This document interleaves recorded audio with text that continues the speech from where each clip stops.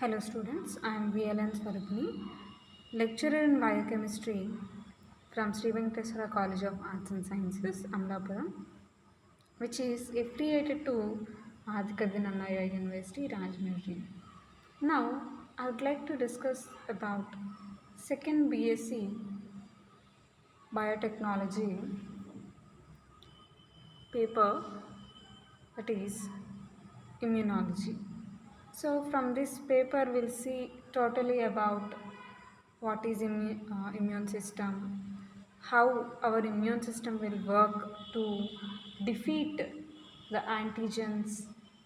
Okay, so ఈ క్లాస్లో మనం ఇమ్యూనాలజీ గురించి తెలుసుకోవచ్చు. సో ఇమ్యూనాలజీ అంటే ఏంటి? It is nothing but the study of immune system. Immunology is nothing but the study of immune system. And immune system అంటే ఏంటి?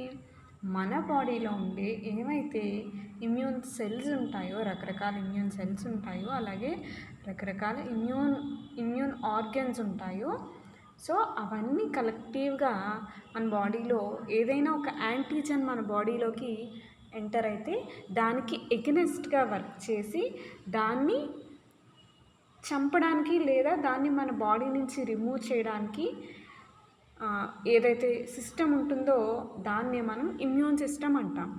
సో ఇమ్యూన్ సిస్టంలో మనకి 2 ఇంపార్టెంట్ ఫ్యాక్టర్స్ ఉంటాయి. ఏంటి? Antibody, antigen. సో యాంటీజన్ అనేది ఏంటి? Antigen is a foreign particle. ఏదైతే మన బాడీకి సంబంధించింది అది ఒక ఫారెన్ పార్టికల్, మనకి రిలేటెడ్ కానిది. ఆ ఫారెన్ పార్టికల్ ఎప్పుడైతే మన బాడీలోకి ఎంటర్ అయిందో అప్పుడు దానికి ఎగనెస్ట్గా యాంటీబాడీస్ని మన బాడీ ప్రొడ్యూస్ చేస్తుంది. సో మన బాడీ యాంటీబాడీస్ని ప్రొడ్యూస్ చేసి ఆ యాంటీజన్ మీద యాక్ట్ చేసేలా మన ఇమ్యూన్ సిస్టమ్ అనేది ఆ యాంటీజన్కి ఎగనెస్ట్గా ఫైట్ చేస్తుంది. This is all happens when an unknown foreign particle enters hour body. So ఈ రియాక్షన్స్ అన్నిటినీ కలిపి మనం ఇమ్యూన్ సిస్టంలో చూస్తాం అన్నమాట. సో వీటి స్టడీ అంటే ఏదైతే ఇమ్యూన్ సిస్టంలో మన బాడీలో ఇమ్యూన్ సిస్టంలో ఏముంటాయో వాటి గురించి స్టడీ చేయడాన్ని మనం ఇమ్యూనాలజీ అంటాం.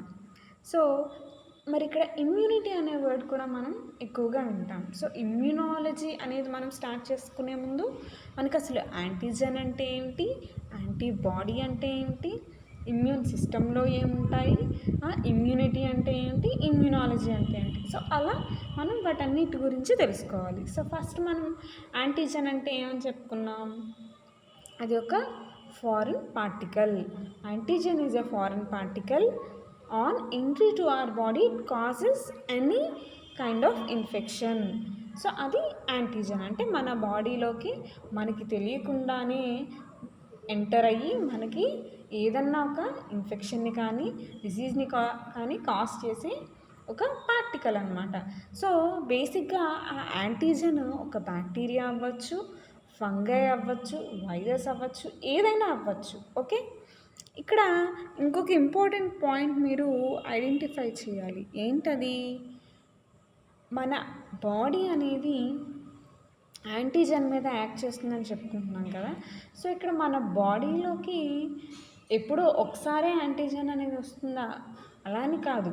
మనం బ్రీత్ తీసుకునే ప్రతిసారి అన్ఎక్స్పెక్టెడ్గా మనకు తెలియకుండా కొన్ని యాంటీజన్స్ అనేవి మన బాడీలోకి ఎంటర్ అయ్యే ఛాన్సెస్ చాలా ఎక్కువ ఉంటాయి. ఎందుకంటే మన ఎయిర్, సాయిల్, ఫుడ్ ఎక్కడ పడితే అక్కడ మనకి యాంటీజన్స్ అనేవి ఉంటాయి.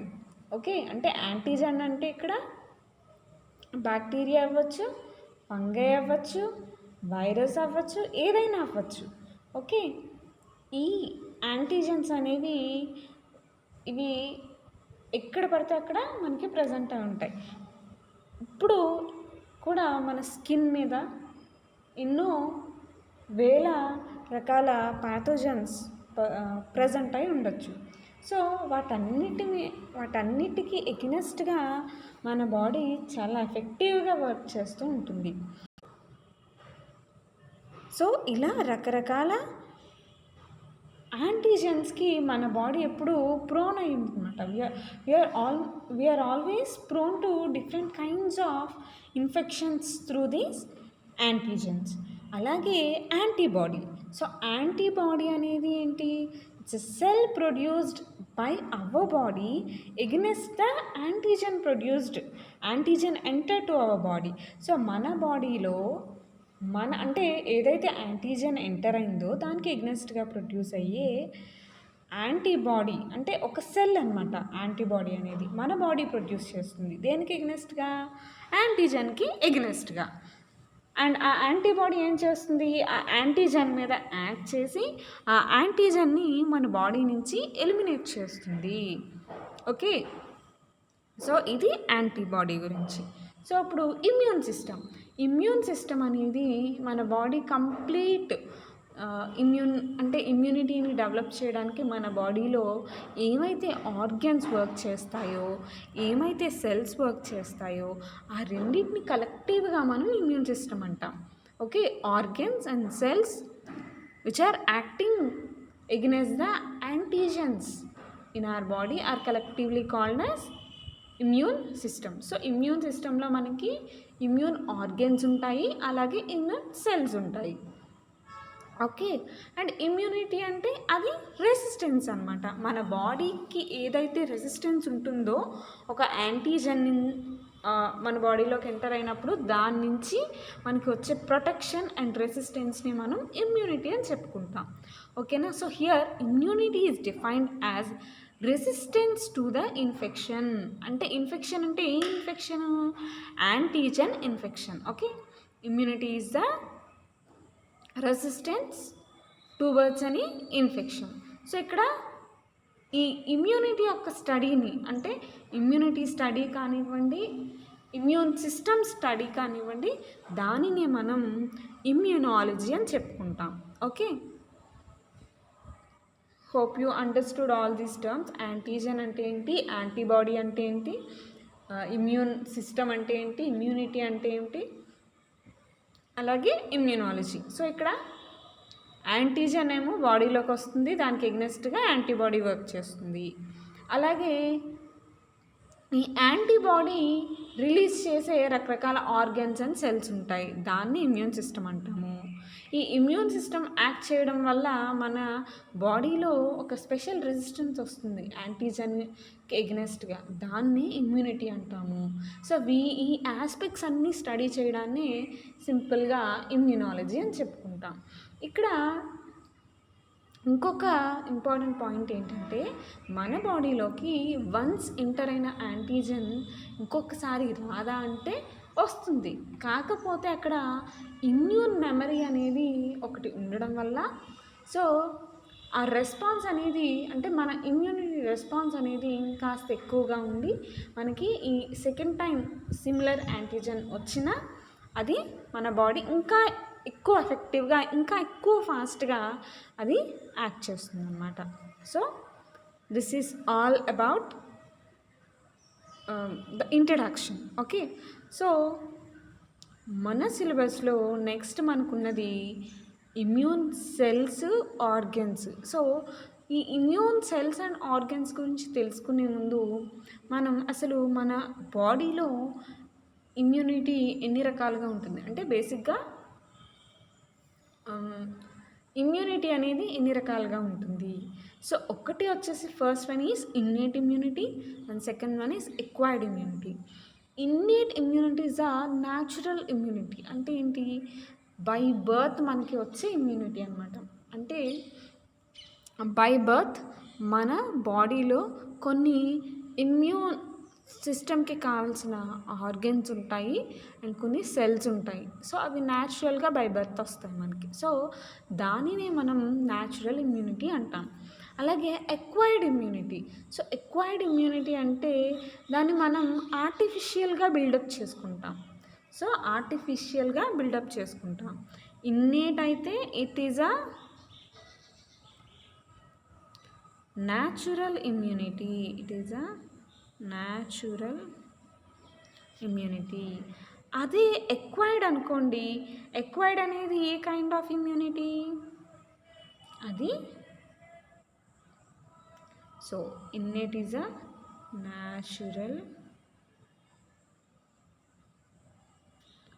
అండ్ ఎక్వైర్డ్ వచ్చేసి అది artificial immunity. Okay, artificial immunity. So మళ్ళీ ఈ ఎక్వైర్డ్ ఇమ్యూనిటీ మనకి యాక్టివ్ అని, ప్యాసివ్ అని రకరకాలుగా ఉంటుంది. సో ఇక్కడ మనకి ఇన్నీట్ ఇమ్యూనిటీలోకి మనకి ఈ ఇమ్యూన్ సెల్స్ కానివ్వండి, ఇమ్యూన్ ఆర్గన్స్ కానివ్వండి వస్తాయి. సో ఇన్నీట్ ఇమ్యూనిటీ అనేది ఏంటి? It is a natural immunity which is gifted with resistance to certain infections from birth.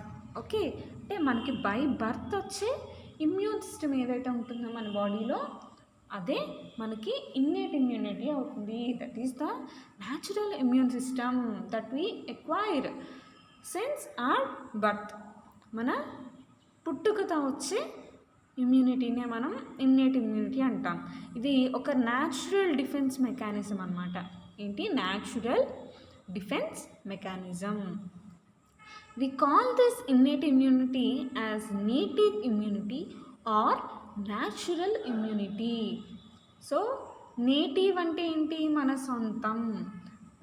For example what is your native place అని అడిగితే మీరు ఏం చెప్తారు?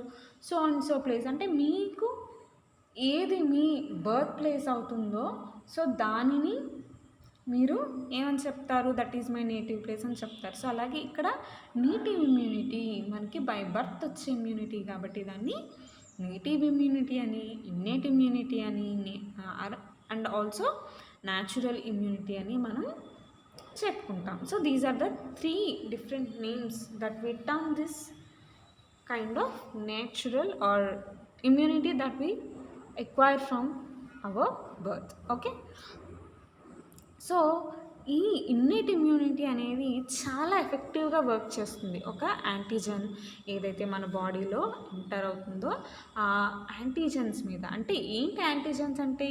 అవి నథింగ్ బట్ ఇన్ఫెక్చువస్ ఏజెంట్స్. అవి ఏంటి? Infectious agents. వాటి మీద ఇది చాలా ఎఫెక్టివ్గా వర్క్ చేస్తుంది అన్నమాట. అది ఎలా వర్క్ చేస్తుంది అంటే బై యూజింగ్ డిఫరెంట్ ఫ్యాక్టర్స్. అవి ఫిజికల్ ఫ్యాక్టర్స్ అవ్వనివ్వండి, లేదా కెమికల్ ఫ్యాక్టర్స్ అవ్వనివ్వండి, లేదా బయోకెమికల్ ఫ్యాక్టర్స్ అవ్వనివ్వండి, సెల్యులార్ ఫ్యాక్టర్స్ అవ్వనివ్వండి, జెనెటిక్ ఫ్యాక్టర్స్ అవ్వనివ్వండి and other factors. So innate immunity అనేది మళ్ళీ మనకి ఫిజికల్ అండ్ మెకానికల్ ఫ్యాక్టర్స్ గాను, బయోకెమికల్ ఫ్యాక్టర్స్ గాను, సెల్యులార్ ఫ్యాక్టర్స్ గాను, జెనెటిక్ ఫ్యాక్టర్స్ గాను అండ్ ఇంకా రకరకాల ఫ్యాక్టర్స్ని యూజ్ చేసుకుని మనలో ఈ ఇన్నేట్ ఇమ్యూనిటీ అనేది డెవలప్ అవుతుంది అన్నమాట. సో ఫస్ట్ వచ్చేసి ఫిజికల్ అండ్ మెకానికల్ ఫ్యాక్టర్స్ గురించి చూద్దాం. So first let's see about this physical and mechanical factors. So physical అంటే ఏవైతే మనకి అవుటర్ అంటే కళ్ళతో చూస్తే కనిపిస్తాయో అవి మనకి ఈ ఫిజికల్ ఫ్యాక్టర్స్లోకి వస్తాయి అండ్ కొన్ని మెకానికల్ ఫ్యాక్టర్స్లోకి కూడా వస్తాయి. అంటే ఏవైతే కొన్ని యాక్షన్స్ ఉంటాయో, ఫర్ ఎగ్జాంపుల్ ఇక్కడ చూడండి, ఈ ఫిజికల్ అండ్ మెకానికల్ ఫ్యాక్టర్స్లో ఏమున్నాయి అంటే skin, mucus membrane, cilia, coughing and sneezing, peristalsis, tears, saliva etcetera. So ఇక్కడ స్కిన్, మ్యూకస్ మెంబ్రేన్, సీలియా అనేవి physical factors. whereas coughing and sneezing, peristalsis, tears and saliva, these come under mechanical factors. అర్థమైందా? So physical factors అయితే skin, mucus membrane and cilia. అలాగే mechanical factors అయితే coughing and sneezing, peristalsis, tears and saliva. So వీటి గురించి చూద్దాం. Firstly will see about skin.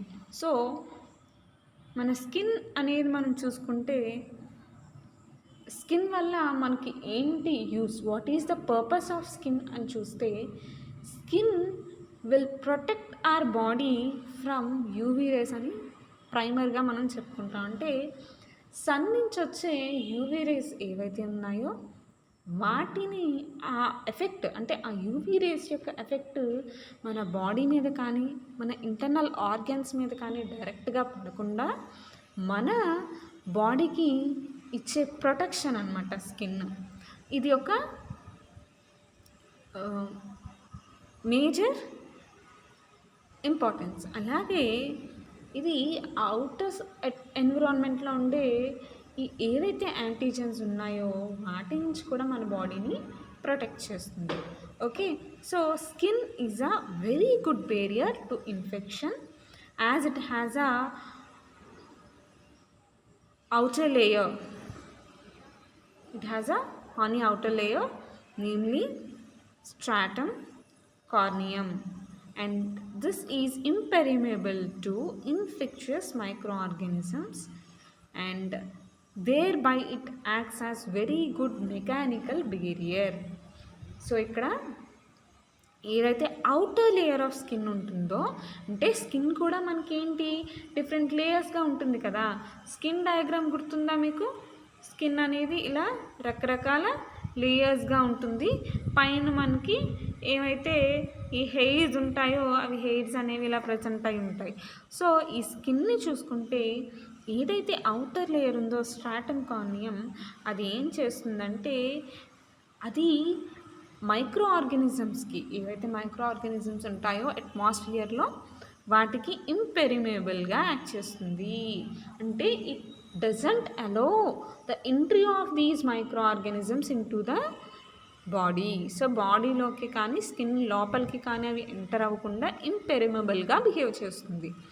Okay, and ఆ impermeability మనకి కొన్ని లైక్ మన స్కిన్ మీద ఉండే సెబీషియస్ గ్లాండ్స్ ప్రొడ్యూస్ చేసే ఆయిల్స్ వల్ల కానివ్వండి, మన బాడీలో ఉండే మాయిశ్చర్ ఏదైతే ఉంటుందో దానివల్ల కానివ్వండి కూడా అవుతుంది. ఓకే, సో ఇలా మన స్కిన్ ఏం చేస్తుంది, యూవీ రేస్ నుంచే కాకుండా రకరకాల మైక్రో ఆర్గానిజమ్స్ నుంచి మన బాడీని ప్రొటెక్ట్ చేస్తూ ఉంటుంది. So skin is a very good barrier against the infectious antigens. ఓకేనా? సో ఇది స్కిన్ గురించి. సో నెక్స్ట్ వచ్చేసి మ్యూకస్ మెంబ్రెయిన్.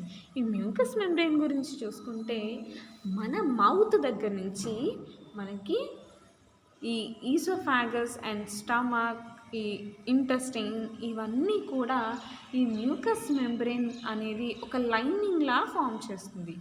ఫర్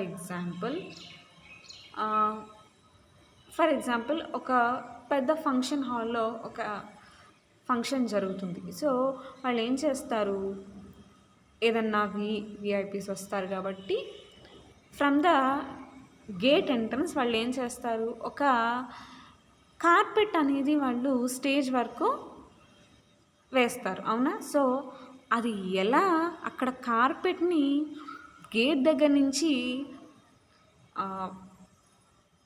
స్టేజ్ వరకు వేస్తారో అలాగే మన మౌత్ నుంచి మనకి ఈ డైజెస్టివ్ సిస్టమ్ అంతా కూడా ఈ మ్యూకస్ మెంబ్రెయిన్ అనేది ఒక లైనింగ్ లాగా, అంటే ఒక లేయర్ లాగా కవర్ చేస్తూ ఉంటుందన్నమాట. ఓకే, ఈ మ్యూకస్ మెంబ్రెయిన్ ఏం చేస్తుందంటే మ్యూకస్ని సిక్రెట్ చేస్తుంది. సో ఈ మ్యూకస్ మెంబ్రెయిన్ యొక్క అప్లికేషన్ ఏంటి అంటే ఇంపార్టెన్స్ ఏంటి, మ్యూకస్ని సిక్రెట్ చేస్తుంది. ఆ మ్యూకస్ ఏం చేస్తుందంటే ఏవైతే ఫర్ ఎగ్జాంపుల్ మనం ఫుడ్ తీసుకుంటామో, రకరకాల ఫుడ్ తింటాము, and we drink different types of drinks, అంటే డ్రింక్స్ కానివ్వండి, వాటర్ కానివ్వండి, సో జ్యూసెస్, ఇలా రకరకాల లిక్విడ్స్ని, సాలిడ్స్ని మనం డైట్లో తీసుకుంటాం. తీసుకునేటప్పుడు ఆ ఫుడ్ మెటీరియల్తో పాటు సమ్ టైమ్స్ మైక్రో ఆర్గానిజమ్స్ కూడా మన బాడీలోకి ఎంటర్ అయ్యే ఛాన్సెస్ చాలా ఎక్కువ ఉంటాయి. సో ఆ మైక్రో ఆర్గానిజమ్స్ ఏవైతే మనకి కంటికి కనబడకుండా ఉండే మైక్రో ఆర్గానిజమ్స్ మన బాడీలోకి త్రూ డైట్ ఎంటర్ అవుతాయో, సో ఆ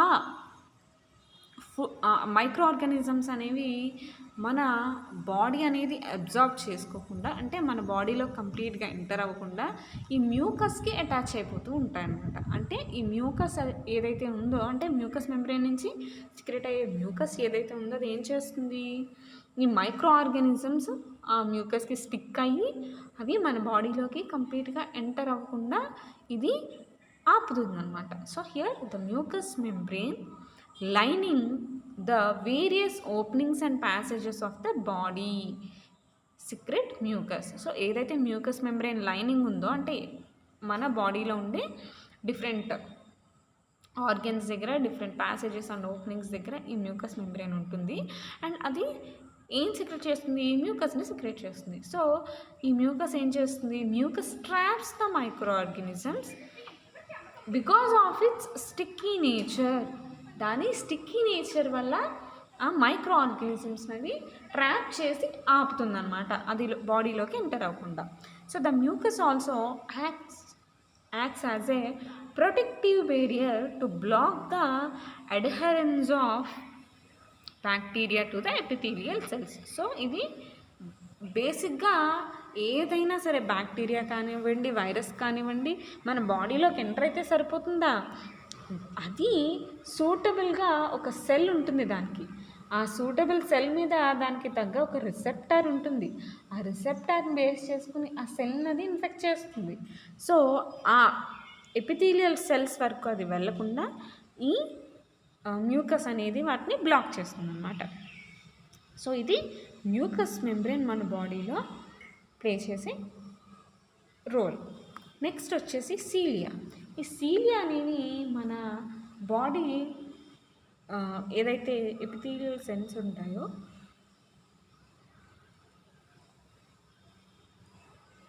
ఎపిథీలియల్ సెల్స్ ఉంటాయో మన బాడీలో, సో ఈ ఎపిథీలియల్ సెల్స్ మీద ఈ సీలియా అనేవి ప్రజెంట్ అయి ఉంటాయి. సీలియా అంటే చిన్న చిన్న hair like, fine hair like things అనమాట, అవుట్ గ్రోత్స్. సో ఈ ఎపిథీలియల్ సెల్స్ ఏదైతే ఉంటాయో, మన రెస్పిరేటరీ ప్యాసేజ్ ఉంటుంది కదా, అంటే రెస్పిరేటరీ సిస్టమ్, ఈ లంగ్స్, ఇవన్నీ కూడా ఈ ఎపిథీలియల్ సెల్స్ ఉంటాయి కదా, అక్కడ ఈ సీలియా అనేవి ఉంటాయి. ఎందుకంటే మనం బ్రీత్ చేసినప్పుడు ఏమవుతుంది? మన తీసుకునే ఎయిర్తో పాటు రకరకాల మైక్రో ఆర్గానిజమ్స్ అనేవి మన బాడీలోకి, లంగ్స్లోకి ఎంటర్ అయ్యే ఛాన్సెస్ ఉంటాయి. కాబట్టి అక్కడ సీలియా కూడా ట్రాప్ చేయడానికి, అంటే ఈ మైక్రో ఆర్గానిజమ్స్ని ట్రాప్ చేయడానికి యూజ్ అవుతుందన్నమాట. So the epithelial cells of the respiratory passage are lined with cilia. So ఏవైతే రెస్పిరేటరీ ప్యాసేజ్కి సంబంధించిన ఎపిథీలియల్ సెల్స్ ఉన్నాయో అక్కడ ఈ సీలియా అనేది ప్రెసెంట్ అయి ఉంటుంది. దేనికి యూజ్ అవుతుంది? మైక్రో ఆర్గానిజమ్స్ని ట్రాప్ చేస్తుంది అన్నమాట. సో అక్కడ కూడా మ్యూకస్ అనేది ఉంటుంది. సో ఆ మ్యూకస్, సీలియా రెండు కలిపి ఇక్కడ మనకి రెస్పిరేటరీ సిస్టంలో మైక్రో ఆర్గానిజమ్స్ని ట్రాప్ చేస్తాయన్నమాట. ఓకే, సో ఇది సీలియా యొక్క ఇంపార్టెన్స్. నెక్స్ట్ వచ్చేసి, అంటే మనం ఇప్పటివరకు చెప్పుకున్న స్కిన్ కానివ్వండి, మ్యూకస్ మెంబ్రెయిన్ కానివ్వండి, సీలియా కానివ్వండి, ఇవి physical factors. Okay, next we are moving to the mechanical factors. ఏమిటి mechanical factors? Coughing, sneezing, peristaltic peristalsis movements, tears and saliva. So first coughing and sneezing గురించి చూద్దాం.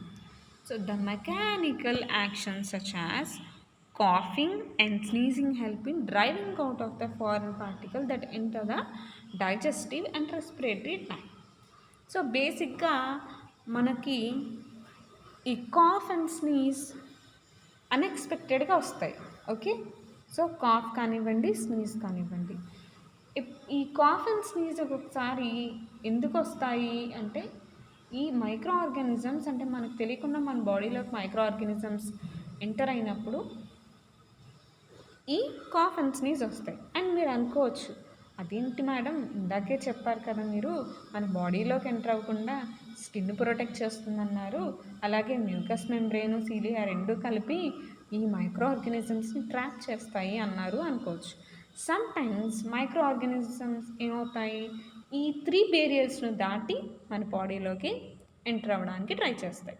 సో అప్పుడు ఏమవుతుంది, మన బాడీ మెకానికల్గా మనకి తెలియకుండానే ఒక చిన్న రియాక్షన్ క్రియేట్ చేసి మనకి స్నీజింగ్ కానీ, కాఫింగ్ కానీ వచ్చేలా చేస్తుంది. అప్పుడు ఏం చేస్తాం మనం?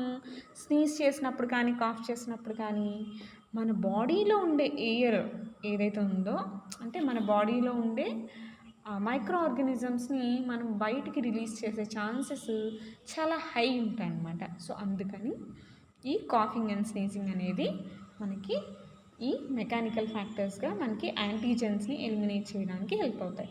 సో మనం ఒక్కొక్కసారి అన్ఎక్స్పెక్టెడ్గా ఫుడ్ తింటున్నప్పుడు లేదా ఏదైనా డస్ట్కి మనం దగ్గరగా వెళ్ళినప్పుడు మనకు తెలియకుండానే ఈ స్నీజింగ్ కానీ కాఫింగ్ కానీ మనకు వస్తుంది. సో ఇవి దేనికోసం మన బాడీలోకి ఎంటర్ అయ్యి ఈ యాంటీజెన్స్ని బయటికి అంటే మన బాడీ నుంచి బయటికి పంపించడానికి ఇలాంటి డిఫరెంట్ మెకానికల్ యాక్షన్స్ని మన బాడీ అనేది ప్రొడ్యూస్ చేస్తుంది. ఓకే, నెక్స్ట్ వచ్చేసి పెరిస్టాల్సిస్. ఈ పెరిస్టాల్సిస్ అనేది ఏంటంటే ఒక డిఫరెంట్ మూమెంట్ అన్నమాట. అంటే మన బాడీలో ఉండే డైజెస్టివ్ సిస్టంలో మనకి ఎక్కువగా ఈ పెరిస్టాల్సిస్ మూమెంట్స్ అనేవి మనకి క్లియర్గా కనిపిస్తాయి. సో ఇక్కడ ఏంటంటే ఇంటెస్టైన్ దగ్గరికి వచ్చేసరికి ఏంటంటే ఈ micro organisms in case respiratory అంటే ఏదైతే బేరియర్స్ ఉన్నాయో వాటన్నిటిని దాటి ఇంటెస్టైన్లోకి ఎంటర్ అవుతాయి. అంటే ఈసోఫాగస్ నుంచి స్టమక్ నుంచి ఇంటెస్టైన్స్ అవి వచ్చినప్పుడు ఈ పెరిస్టాల్సిస్ మూమెంట్స్ అనేది ఫ్రంట్ అండ్ బ్యాక్ వర్డ్ రియాక్షన్లో ఉంటుంది. సో అంటే ఇలా, సో హోప్ యూ అండర్స్టూడ్. అది ఎలా ఉంటుందంటే ఇలా ఫ్రంట్కి వెళ్తుంది, మళ్ళీ వెనక్కి వస్తుంది, ఫ్రంట్కి వెళ్తుంది, వెనక్కి వస్తుంది. సో దానివల్ల ఏమవుతుందంటే ఈ మైక్రో ఆర్గానిజమ్స్ అనేవి బాడీలోకి ఎంటర్ అవ్వకుండా బ్యాక్కి వాటిని పుష్ చేసే ఛాన్సెస్ ఎక్కువగా ఉంటాయి అన్నమాట. సో ఈ పెరిస్టాల్సిస్ మూమెంట్స్ అనేవి మనకి అందుకు ఈ మైక్రో ఆర్గానిజమ్స్ని ఎలిమినేట్ చేయడానికి యూజ్ అవుతాయి.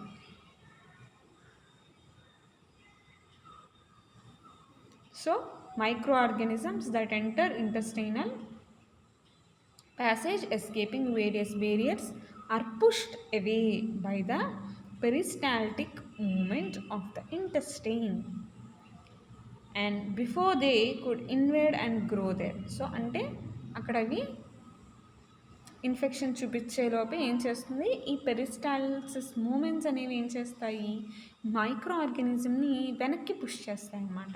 ఓకేనా. And next tears and saliva. మనం ఐస్లో వచ్చే టీయర్స్, సో లాక్రిమల్ గ్లాండ్స్ అనేవి టీయర్స్ని సిక్రెట్ చేస్తాయి. సో ఈ లాక్రిమల్ గ్లాండ్స్ అనేవి టీయర్స్ని ప్రొడ్యూస్ చేసినప్పుడు ఏమవుతుంది, అక్కడ వాటర్ అనేది వస్తుంది కాబట్టి, అంటే టీయర్స్ అనేవి వస్తాయి కాబట్టి ఆ ఐలో ఏదన్నా డస్ట్ పార్టికల్స్ కానివ్వండి లేదా ఏదైనా మైక్రోబ్స్ కానివ్వండి ఉంటే అది ఈజీగా వాష్ అవే అయిపోతాయి. ఓకే, ఫర్ ఎగ్జాంపుల్ మీ కంట్లో ఏదో పడింది అన్ఎక్స్పెక్టెడ్గా, అప్పుడు ఇమీడియట్గా ఏమవుతుంది, మీ కంట్లో ఇరిటేషన్ వచ్చి ఆ ఇరిటేషన్ వల్ల మీ ఐలో వాటర్ కూడా వస్తాయి. సో ఆ వాటర్ నథింగ్ బట్ టీయర్స్ అనమాట. సో ఆ టీయర్స్ వచ్చినప్పుడు ఏమవుతుంది, ఆ డస్ట్ అనేది లేదా మైక్రోబ్స్ ఏదైనా ఉంటే అవి క్లీన్ అవుతాయి. సో అది ఏదైతే లాక్రిమల్ గ్లాండ్ ఉంటుందో మనకి వాటి ఫంక్షన్ ఏంటి, టు ప్రొడ్యూస్ టీయర్స్.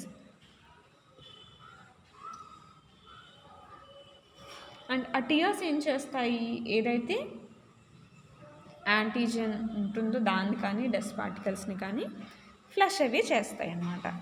అలాగే సలైవా. సో మన మౌత్లో ప్రొడ్యూస్ అయ్యే సలైవా ఏదైతే ఉందో ఆ సలైవా కూడా మనకి మన ఫుడ్ని చూ చేసేటప్పుడు అక్కడ ఏం చేస్తుంది, ఆ సలైవా అనేది మనం చూ చేసిన ఫుడ్తో మిక్స్ అయ్యి అక్కడ ఏదన్నా మైక్రోబ్స్ ఉంటే ఆ మైక్రోబ్స్ని కిల్ చేయడానికి లేదా అంటే కిల్ చేయడానికి ఎలా హెల్ప్ అవుతుందంటే, ఇవి ఏదైతే గ్లైకోజైడిక్ బాండ్స్ ఉంటాయో ఆ బ్యాక్టీరియా కూడా రకరకాల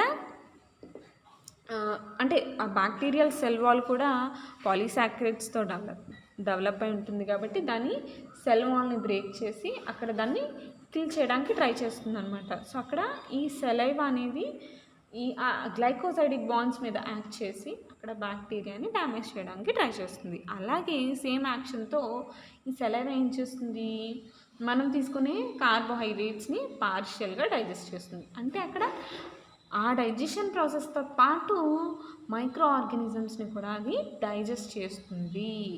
సో ఇది ఏంటి మనకి ఉండే physical and mechanical factors. So మన బాడీని యాంటీజెన్స్ నుంచి ప్రొటెక్ట్ చేయడానికి మన బాడీలో ఉన్న major physical and mechanical factors ఇవి. ఓకేనా? సో నెక్స్ట్ క్లాస్లో మనం రిమైనింగ్ ఫ్యాక్టర్స్ ఉన్నాయి కదా, బయోకెమికల్ ఫ్యాక్టర్స్, వాటి గురించి చూద్దాం. ఓకే, సో మీకు అర్థమైంది క్లాస్ అనే అనుకుంటున్నాను. ఇంకా ఏమన్నా డౌట్ ఉంటే అడగండి. Thank you students.